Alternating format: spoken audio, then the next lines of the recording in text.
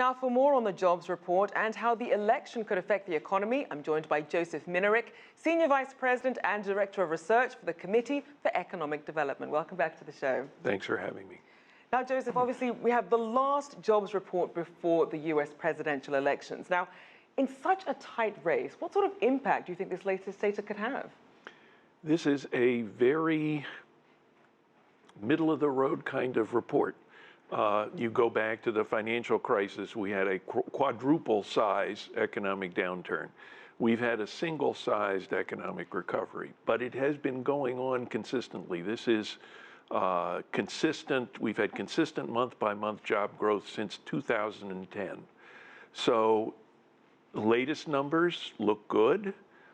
They're not going to send anybody a signal that we're on a launching pad for some kind of an extremely strong recovery, but by the same token, the recovery has been steady. There are no signs of weakness. There are no signs of excessive inflation, which might worry the monetary authorities. So it's a glass that's not entirely full, but it's certainly not empty. And people, I think, are going to see pretty much what they want to see.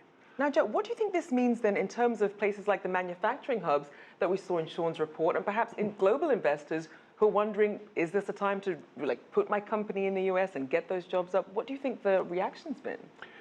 Well, the United States has always been a technological leader. And as the report indicated, manufacturing production is up. What we are not seeing is the reopening of the massive manufacturing facilities with thousands of people walking through the gate every morning. You have to be much more efficient in your use of labor now to be productive. So we're strong in terms of international markets, especially when you go to the upper end of particular product lines, but we're not seeing the rush back of large numbers of manufacturing jobs. Right. And if you want one of those jobs, you need to be skilled, even to the extent of mathematics. Now let's look at some of the gaps that we're seeing. We did see a disparity in terms of race and education levels when it comes to the least employed groups. How significant do you think that will be for voters as they head to the polls? Well, over a period of time, we have seen steady progress across the various racial and ethnic and age, gender lines. Month by month, you always see a little bit of noise. But if you look at any given category over a long period of time, over the course of this recovery, we've had pretty steady progress, and it's been shared relatively well. So the question is it enough to satisfy people? The kinds of people who lost the mass manufacturing jobs that were discussed in your report are going to say that they want much more. Everybody decides that it's the president's fault. So, sometimes we are not looking at these things really objectively and rationally.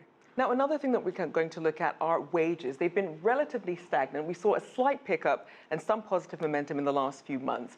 What do you think needs to be done to really see an uptick there? Because a lot of people are wondering, why isn't my life feeling better? Well, the wage levels really have been growing in the last few months. The last year has seen the strongest wage growth in the course of the entire recovery. And actually, if you look at this recovery and compare it to past recoveries recently, like, for example, in the 1980s, 1990s, we're actually doing better in terms of wage growth. It's probably not so much the wage growth as it is the particular kinds of work that have been suffering in terms of just outright employment. If you look by education, for example, very low rates of unemployment, even for the group of people who started but did not complete college degrees. Look at the people who have high school educations or less, and their unemployment rate is still significantly higher. Now, as the Federal Reserve is looking at this picture, obviously we're seeing now unemployment falling below 5%. And as you said, middle of the road, but not outstanding job growth for October. Does this make the Federal Reserve less skittish, do you think, about raising rates in December? The Federal Reserve's problem right now is that they are coming off of a period when their policy has been really off the charts. as a result of the financial crisis, they had to go way out on a limb in terms of providing stimulus and impetus to the economy. So what they're trying to do now is they're trying to get back to something much more normal. They would really like to be able to get out of the business of providing this extraordinary stimulus to the economy. They're just afraid about the reaction when it becomes clear that they're heading in that direction. Well, hopefully we'll see a bit more clarity as we head into the elections. Thank you so much for joining us as always. Joseph Minarik, Senior Vice President and Director of Research at the Committee for Economic Development.